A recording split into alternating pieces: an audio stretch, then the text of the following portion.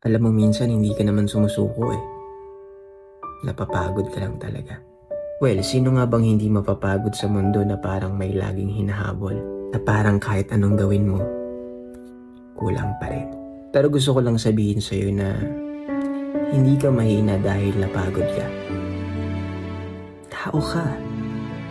At kahit sinong tao matatag na papagod din. Kasi rest is not a failure.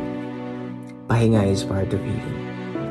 Alam mo, hindi mo kailangan ubusin yung sarili mo para lang mapatunayan na karapat-dapat ka. So if today ang kaya mo lang gawin is yung huminga, alam mo okay lang yan. Kasi you're doing enough. And ikaw mismo,